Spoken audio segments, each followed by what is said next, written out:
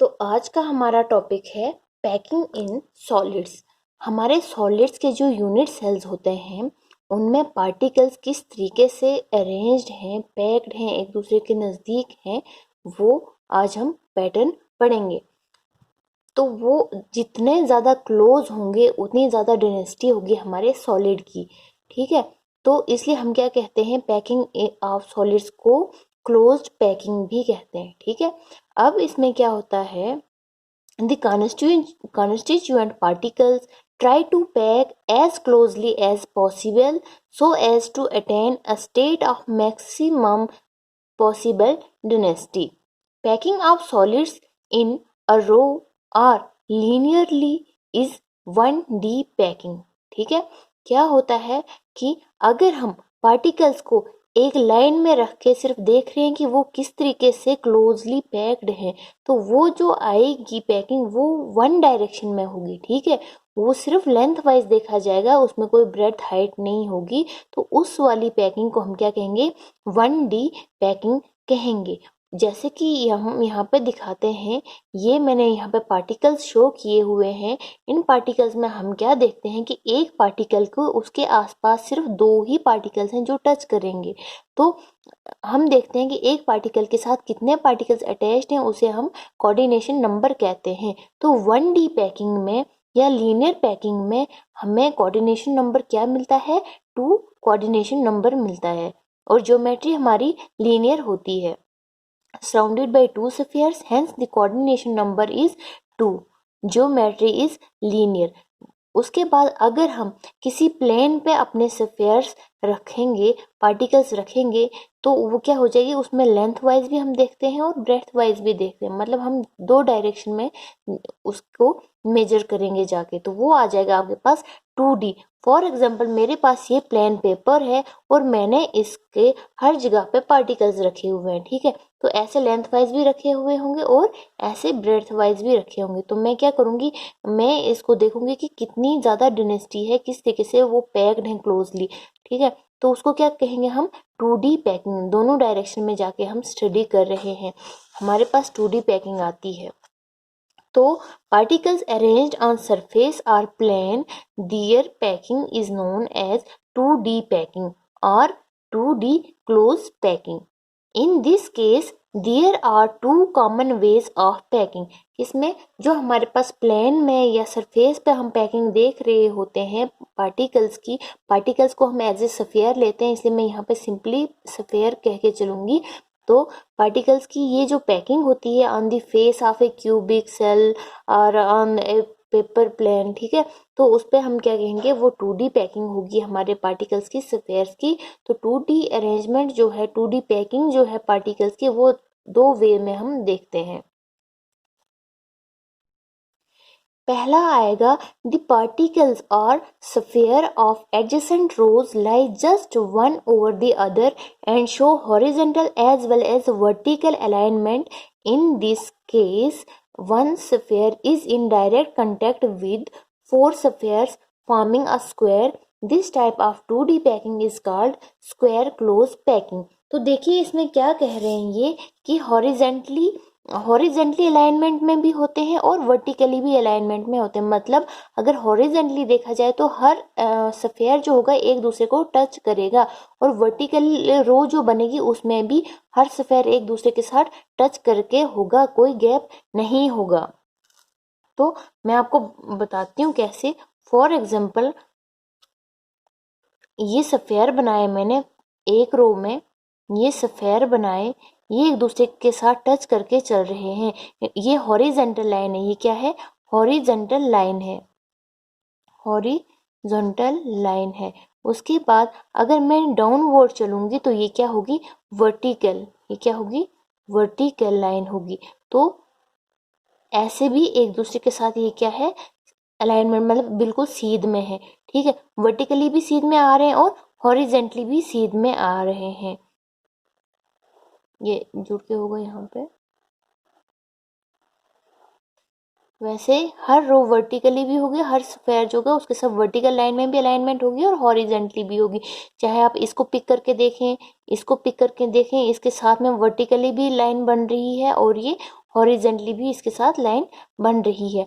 अब यहाँ पे हम क्या देखते हैं, किसी भी एक पार्टिकल को या फिर स्फेयर को लेके आप देखें तो क्या होगा कि वो कितनों के साथ टच में है। अगर मैं इसको लेके चलती हूँ तो इसके इर्द गिर्द कितने हैं, एक ये इसको टच कर रहा है, ये दूसरा भी इसको टच कर रहा है, ये तीसरा टच कर रहा है और ये चौथा टच कर रहा है। बाकी कोई है जो इसको टच कर रहे हैं? नहीं। तो इसके साथ कितने आ रहे हैं यहाँ पे सराउंडिंग में डायरेक्ट कांटेक्ट में? 4 स्फेयर्स। कितने आ रहे हैं? 4 स्फेयर्स। अगर मैं इनके सेंटर्स को, इस स्फेयर के सेंटर को और जो भी डायरेक्ट कांटेक्ट में इनके सेंटर्स को हम क्या करें, ज्वाइन करें, तो आपके पास क्या शेप आती है? एक स्क्वायर की शेप आती है। ये जो हमारे पास 2D क्लोज पैकिंग है, इसमें हमें स्क्वायर शेप में इसके एक स्फेयर के सराउंडिंग में पैकिंग आ रही, तो इसको हम क्या कहेंगे? Square close packing. Square close packing, ठीक है। तो ये आपके पास ऐसे करके दिखाया मैंने। तो आपके पास ये लेयर जो है, अगर आप इसको ए नाम दो, ये भी बिल्कुल पहले वाले की तरह है तो इसको भी ए नाम देंगे। तीसरी भी बिल्कुल ए, इन दो की जैसी, तो मतलब ये तीनों लेयर्स कैसी हैं? ए की हैं। उसके बाद हम क्या देख रहे हैं, एक स्फेयर सिर्फ इन 3 लेयर्स के पार्टिकल्स के या स्फेयर्स के डायरेक्ट कांटेक्ट में है, इसलिए हम सिर्फ 3 ए लिख रहे हैं यहाँ पे। इसलिए हम क्या कहेंगे कि ये जो हमारे पास क्लोज पैकिंग है, ये किस टाइप की है? ए टाइप की है। एक स्फेयर डायरेक्ट कितनों के कांटेक्ट में है? 4 के कांटेक्ट में, इसलिए कोऑर्डिनेशन नंबर आपका क्या है? 4 है। ये हमारा एक तरीका हो गया 2D के लिए। हमारे पास दूसरा तरीका कौन सा है, अब हम उसको देखते हैं। तो 2D पैकिंग का जो सेकंड वे है हमारे पास पैकिंग का, उसमें क्या होता है कि हमारे पास जो पहली लाइन है जिसको हम ए मान के चल रहे होते हैं, फॉर एग्जांपल मैंने क्या किया, ये ए लाइन बनाई मैंने, इन दो पार्टिकल्स के बीच में एक डिप्रेशन बन रहा है, ठीक है। यहाँ पे भी डिप्रेशन बन रहा है, यहाँ पे भी डिप्रेशन बन रहा है और यहाँ पे भी डिप्रेशन बन रहा है। तो इसके बाद क्या होता है कि ये हमारे पास ए लेयर आ गई। इसके बाद सेकंड लेयर जो होगी वो क्या करेगी, इस डिप्रेशन में अपना पहला स्फेयर डालेगी। तो मैंने क्या किया, ये मैंने आपके पास सेकंड लेयर में डाल दिया इसके डिप्रेशन में, ये भी ऐसे स्फेयर आ गया। अब यहाँ पे अच्छे से नहीं बन रहा है तो ऐसे ऐसे करके क्या करता है, स्फेयर्स में बनते हैं। ऐसे करके आपके पास क्या बनता है, सेकंड लेयर आती है। अगर आप इसको ए कहोगे तो ये दूसरी जो होती है ये बिल्कुल इसके वर्टिकली अलाइनमेंट में नहीं आ रही, तो इसको आप क्या कहेंगे, आप इसको बोलेंगे कि ये दूसरी टाइप की लेयर है, तो इसको आप बी नाम देके चलते हैं, ठीक है। उसके बाद क्या होता है, फिर तीसरी बिल्कुल इसकी जैसी आएगी, तीसरी बिल्कुल इसकी जैसी आएगी आपके पास, ये ऐसे करके बनाएगी आपके पास। ये जो आपकी थर्ड लेयर बनी ये बिल्कुल इसके साथ है। देखिए ये क्या होती है कि ये बिल्कुल वर्टिकली, ये थर्ड लेयर वर्टिकली ए के साथ अलाइनमेंट में आती है। ये आपको कैसे चेक करना है, अगर आप यहाँ से बिल्कुल स्ट्रेट लाइन डालेंगे तो ये देखिए इसके साथ डायरेक्ट कांटेक्ट में आ रही, मतलब जो इसके सेंटर से लाइन जाएगी इसके सेंटर से भी जाएगी। लेकिन अगर बी जो लेयर है उसके एक स्फेयर का अगर हमारे पास सेंटर ये है और अगर हम वहां से ड्रा करते हैं तो देखिए ये ए मतलब ये जो हमारे पास ये और ये वाली जो लेयर है इसके स्फेयर के सेंटर से पास नहीं होती, इसलिए हम क्या कहेंगे, ये इसके साथ वर्टिकली अलाइनमेंट में नहीं है, लेकिन अपने साथ में जो हॉरिजेंटल लेवल पे है उसके साथ हॉरिजेंटल अलाइनमेंट में है। इतना आपको समझ आया। अब क्या होता है, ये हमारे पास देखना है कि एक स्फेयर कितनों के कांटेक्ट में आ रहा है। तो इस एक को मान के आप चलेंगे, इसको मान के चलेंगे तो इसके इर्द गिर्द कितने हैं डायरेक्ट कांटेक्ट में, तो ये भी कर रहा है, ये भी टोटल कितने आ गए, 6 स्फेयर्स हैं जो आपके इस सेंटर को क्या कर रहे हैं, सेंटर वाले स्फेयर को डायरेक्टली टच कर रहे हैं। दैट मीन्स हमारे पास 2D पैकिंग जो है उसका जो यहाँ पे हमारे पास एक जब हमें दो टाइप के लेयर्स यूज कर रहे होते हैं ए और बी, तो वहाँ पे कोऑर्डिनेशन नंबर कितना आ रहा होता है आपके पास, 6 आता है। तो क्या कहती है आपकी 2D close packing, In this 2D closed packing, the sphere in every second row are seated in the depression between the spheres of first row. The sphere in the third row are vertically aligned with the sphere of first row and sphere of fourth row vertically aligned with the sphere in second row. Here is one sphere comes in direct contact of 6 spheres, giving rise to a hexagonal pattern. Hence, this type of 2D closed packing is also named as hexagonal closed packing. देखिए ये यहाँ पे मैंने बना के बताया हुआ आपको, ये अगर ए लेयर होगी, ये इसके डिप्रेशंस में यहाँ पे बी लेयर हमने डाली, ठीक है, तो इसके डिप्रेशन में ये भी डिप्रेशन में है, ये भी डिप्रेशन में सीटेड है, ठीक है। उसके बाद हमने क्या किया, ए की वर्टिकल अलाइनमेंट में एक दूसरी हम क्या करते हैं, एक लाइन ड्रा करते हैं, तो वो बिल्कुल हर स्फेयर ए लेयर के स्फेयर के वर्टिकली अलाइनमेंट में आता है, इसलिए ये जो भी है ये सैंडविच्ड हो जाती है, बी लेयर जो होती है सैंडविच्ड हो जाती है between this and this layer. तो ये दो लेयर हम क्या कहते हैं, एक जैसे, इनको नाम देते हैं हम ए। फिर से यहाँ पे डिप्रेशन क्रिएट हुआ तो हम यहाँ पे एक और स्फेयर डालेंगे, यहाँ पे एक और ऐसे करके, तो ये हमें बी की जैसी दिखेगी, ठीक है। तो हम क्या कहते हैं, हमारे पास पैटर्न आता है ए बी करके, ठीक है। उसके बाद हमने देखा कि ए को कितने कर रहे हैं सराउंड, डायरेक्टली कांटेक्ट में कितने हैं, 6 हैं, तो कोऑर्डिनेशन नंबर 6 आया। उसके बाद आप क्या करेंगे, ड्रा करके देखेंगे तो देखिए ये हेक्सागोनल यहाँ पे शो हो रहा है, क्या कर रहे हैं, हेक्सागोनल पैटर्न शो हो रहा है। जब हम इसके सेंटर्स को क्या कर रहे हैं, टच करके चलते हैं, जब इस सब के सेंटर्स को हम क्या कर रहे हैं, एक दूसरे के साथ ज्वाइन कर रहे हैं, तो हमारे पास एक हेक्सागन बन रहा है, ठीक है। तो इसलिए इस टाइप की पैकिंग को हम क्या कहते हैं, हेक्सागोनल क्लोज पैकिंग कहते हैं। इसके बाद बात करते हैं हम 3D की, ठीक है।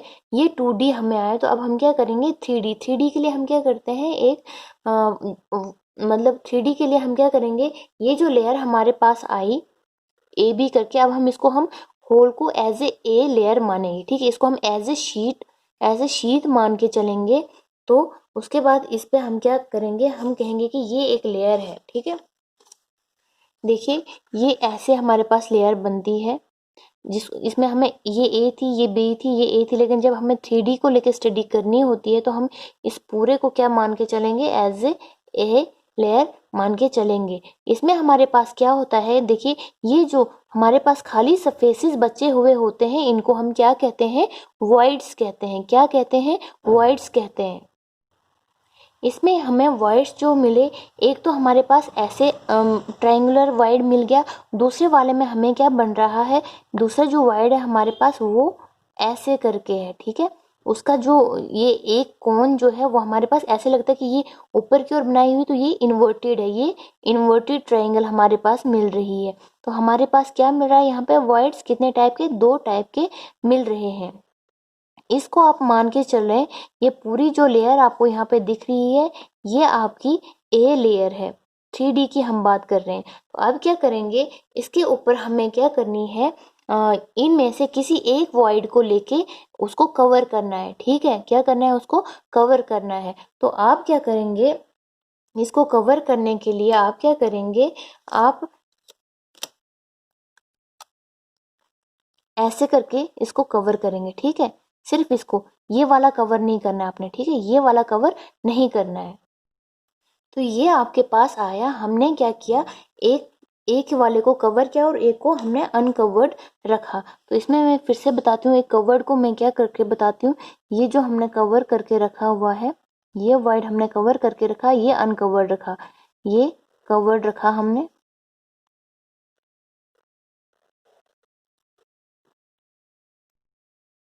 ये हमने कवर करके रखा। उसके बाद ये हमारे पास, ये जो लोअर थी हमने ब्लू पेन से लोअर वाली बताई, तो ये आपकी ए लेयर है। जो रेड वाला है ये आपके पास कौन सा आया, बी लेयर। उसके बाद क्या होता है कि हमें तीसरी लेयर भी इसके ऊपर डालनी है। वो तीसरी लेयर जो होती है उसको डालने के हमारे पास कितने, 2 तरीके होते हैं। अब वो तीसरी लेयर हम कहाँ पे डाल रहे हैं, अगर वो तीसरी लेयर हम ए के ऊपर वर्टिकली अलाइन करते हुए चलें, अगर ए के ऊपर वर्टिकली अलाइन करके चले हम तीसरी लेयर को, तो हमारे पास एक तरीके का पैटर्न आता है। अगर हम वही थर्ड लेयर इस ये जो अनऑक्यूपाइड लेयर अनऑक्यूपाइड है, ये जो अनऑक्यूपाइड वाइड है आपके पास, अगर हम इसको कवर करते हुए चलें, इसको मैं दूसरे कलर से बताती हूँ। अगर हमारे पास हम उस तीसरी लेयर को इनको कवर करते हुए चलें तो हमारे पास दूसरा पैटर्न आ जाएगा। इसको कवर करते हुए जब हम चलेंगे तो हमारे पास क्या आ जाएगा, दूसरा पैटर्न आ जाएगा। तो देखिए अब क्या करना है, हमने इनको कवर करके हुए पहले हम एक मेथड बताते हैं जिसमें एक इस वाले को, इस वाले रो को, इस वाले आप कॉलम कहेंगे, इस कॉलम को अगर वर्टिकली अलाइन करने वाली लेयर डालते हैं तो हमारे पास कौन सी पैकिंग आती है वो देखते हैं। In close packing, in 2D close packing हम क्या करते हैं, इसको एक्सटेंड करते हैं 3D में bye adjusting spheres on the hollow wires of 2D packing taken edge layer A, जिसको मैंने आपको बताया कि लेयर ए मान के चल रहे हैं हम। उसके बाद क्या होता है, ये आपके पास मैं आपको बताती हूँ, 1 मिनट। 2 types of wires we can say, एक को मैंने ऑरेंज कलर से बताया हुआ है, एक को ब्लू कलर से बताया हुआ है। Place second layer on any one type of wire living the other type uncovered. मैंने यहाँ पे कवर ब्लू वाले को किया और जो ऑरेंज कलर पेन से शो किया उसको अनकवर्ड छोड़ा हुआ है। To place third layer we have 2 ways. First way हम देखते हैं। In first way sphere of third layer are placed above the void of second layer, hence third layer resembles layer A, giving rise to pattern A. Such packing gives rise to hexagonal symmetry। ठीक है, ये किसको rise देते हैं, यहाँ भी हमें 3D में भी हमें हेक्सागोनल सिमेट्री मिल जाती है, हेक्सागोनल सिमेट्री मिल जाती है। तो हम देखते हैं, अब आपको डायग्राम की हेल्प से आपको मैं दिखाती हूँ। तो ये आपके पास लेयर ए है और बीच में हमारे पास बी लेयर आती है और उसके बाद ए लेयर रिजेंबल करती है इस ए को। तो हमारे पास क्या होता है, बी सैंडविच्ड हो जाती है। तो ऐसे करके जब हम क्या करेंगे, हर स्फीयर को एक दूसरे के साथ टच करेंगे, ए और बी, इस ए और ए वाले को हमारे पास ये आता है स्ट्रक्चर। तो ये कैसा स्ट्रक्चर है, हमारे पास हेक्सागोनल का स्ट्रक्चर आ रहा है, जहाँ पे हमारे पास क्या कर रहे हैं, एक सेंटर को 6 पार्टिकल्स क्या कर रहे हैं, सराउंड कर रहे हैं। तो ये हेक्सागोनल की हमारे, देखिए अगर आप सिर्फ अपर वाली सरफेस को देंगे तो आपको एज ए हेक्सागन ये दिख रहा होगा, मतलब 6 साइडेड जो भी मतलब फिगर है वो दिख रही होगी। तो ये आपका क्या है, 2D, ये 3D जो हमारे पास क्लोज पैकिंग है उसका एक वे है। उसके बाद हमारे पास दूसरा वे आता, तो ये आपके पास कौन सा वे आया, A करके हमारे पास क्लोज पैकिंग आती है। तो हमारे पास लास्ट जो होती है 3D का सेकंड पार्ट जो है, उसमें हम क्या करते हैं, in the second way the third layer is placed over the unoccupied void, over the unoccupied void. मतलब ये जो हमारे पास ऑरेंज कलर का अनऑक्यूपाइड है, हम क्या करेंगे, हम इसके ऊपर एक और लेयर पुट करेंगे। ठीक है, ऐसे करके हम इसके ऊपर लेयर बनाएंगे। तो ऐसे करके हमारी जो थर्ड लेयर आई, ये जो ग्रीन कलर का जो हमारा लेयर है, ये आपका सी आया, क्योंकि ये ना ए से रिजेंबल कर रहा है ना बी से, बल्कि ये डिफरेंट है, इसलिए हमने इसको क्या नाम दिया, सी नाम दिया। तो ये अब क्या कर रहा है, लोअर लेयर हमारे पास ए है, रेड वाली बी है बीच में, और उसके ऊपर हमने क्या किया, ऑरेंज वाला जो वाइट था इसको भी हमने क्या किया, कवर कर दिया। तो हमारे पास क्या पैटर्न आता है, एक वाइड आपके पास ऐसे करके था और दूसरा वर्ड आपके पास कैसे था, इसी के ऊपर ऐसे करके। ठीक है, तो अब क्या करेंगे आप, जब इन सब की इनको क्या करेंगे, जोड़ेंगे, तो आपके पास एक हेक्सागोनल आएगा। ठीक है, क्या आएगा, हेक्सागोनल आएगा। देखिए अब आपको क्या करना है, इसको सिर्फ एज ए पॉइंट लेके आप चलेंगे तो आपके ऐसे करके है आपके पास, तो ये कुछ ऐसे करके आ रहा है आपके पास, या आपको हेक्सागोनल शेप देगा यहाँ पे। उसके बाद क्या, जब हम इसकी पूरी एज ए यूनिट करके, जब हम आपके पास यूनिट करके बताते हैं क्यों, तो आपके पास क्या आता है यहाँ पे FCC करके शो होता है। मतलब हमें ये पॉइंट्स कहाँ पे दिखते हैं, फेसेस पे दिख रहे होते हैं, वो हम आपको आगे दिखाते हैं। तो पहले आप इसको एक बार अच्छे से देख लीजिए। ये आपके पास A लेयर है, B लेयर है। B लेयर ने क्या किया, जो एक टाइप का जो हमारे पास ब्लू कलर का वॉइड है उसको कवर किया, अनकवर्ड रहा ऑरेंज, और ऑरेंज को कवर करने के लिए हमने C लेयर डाली, जो ये है यहाँ पे। ठीक है,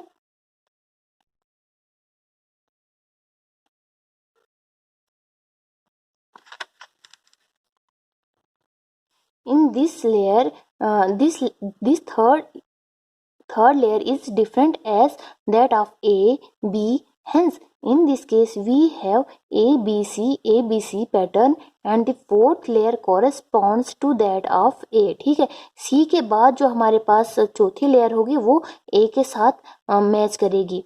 तो उसके बाद इसीलिए हम क्या करते हैं, ABC के बाद A पैटर्न फिर से बताते हैं, फिर से B और C। ठीक है, ऐसे करके हमारे पास पैटर्न आता जाएगा, ABC। It gives rise to cubic close symmetry, and this is also referred to as FCC, word FCC। ऐसे करके एक ये ऐसे लग रहा है आपके पास, एक एक वाइड आपके पास ऊपर की ओर है, ट्रायंगुलर शेप बन रही है, और एक इन्वर्टेड ट्रायंगल बन रही है। ये A लेयर है, और ये अगर आप इसको B मान के चलते हैं, या इसको B मान के चलते हैं, इसको C मान के चलते हैं, तो उसके बाद तीसरे के बाद फिर से A लेयर आ जाती है। तो इसके बाद क्या होता है, ये अगर आप इसको ऐसे करके यहाँ पे शो करते हैं, तो देखिए ये कैसा लग रहा है आपको।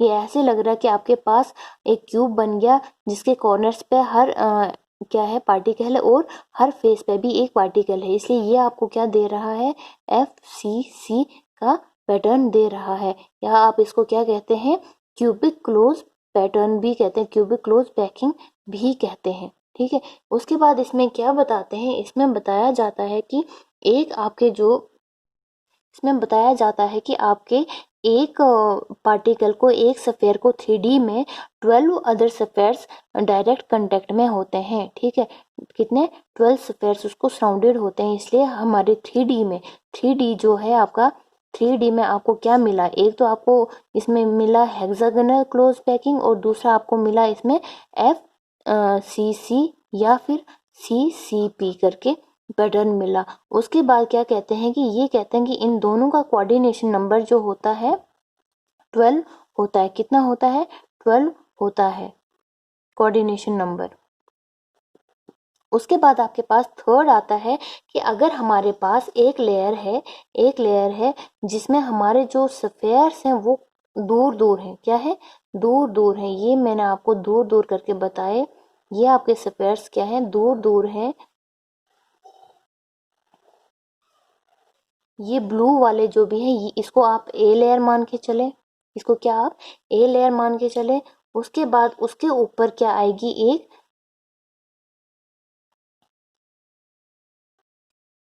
ये बी लेयर आ जाएगी। ठीक है, जो यहाँ पे इनके बीच में आ जाएगा। ठीक है, उसके बाद जो हमारे पास तीसरी लेयर आएगी वो क्या करेगी, वो बिल्कुल ए जो लेयर थी उसके ऊपर बैठ के ऐसे लगता है कि वो बिल्कुल, मतलब हमें पता ही नहीं चलता कि ए लेयर कौन सी है और थर्ड वाली लेयर कौन सी है। ऐसे करके होती है हमारी थर्ड लेयर। तो ये जो बी लेयर है ये आपके पास क्या होगी, ये भी आपके पास सैंडविच होगी। सैंडविच मतलब दो लेयर्स के बीच दब के रह गई, दो लेयर्स के बीच दब के रह गई। ये आपकी कौन सी है, बी है। ये जो आपके पास सी लेयर है, ये जो आपके पास सी लेयर है, ये बिल्कुल आपके ए के ऊपर अलाइन कर रही है। इसलिए आप क्या कह सकते हैं कि C layer is equal to A layer. ठीक है, अगर आप इसको एज ए यूनिट ड्रा करके देखें तो देखिए कैसा होगा। ये ऐसे करके फर्स्ट 1 2 3 4 करके मैंने बना दिए। ठीक है, इनको आप ज्वाइन कर दीजिए। उसके बाद आप क्या करेंगे, क्यों बताना है आपने, तो मतलब ये ब्राउन वाला मैं इसको ऐसे करके बताऊंगी। साइड से देख रहे हैं आप,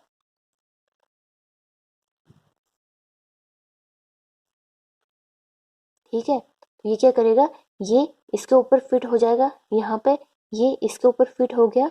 ठीक है, तो आपके पास क्या आ गया ये। उसके बाद जो ग्रीन कलर का है ये आपके पास कहीं यहाँ सेंटर में शो है। तो ये क्या लग रहा है, ऐसे लग रहा है ना कि ये क्यूबिक सेंटर्ड सेल बन रहा है। ठीक है, ये क्या बन रहा है आपके पास, बॉडी सेंटर्ड कह सकते हैं आप, बॉडी सेंटर्ड सेल बन रहा है।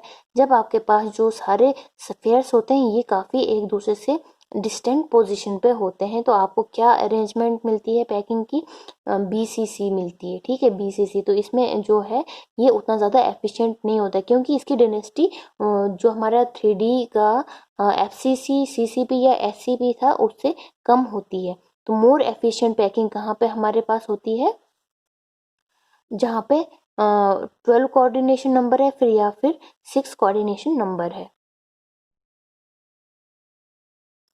ये रहा आपका packing in solids 1D, 2D और 3D को लेके।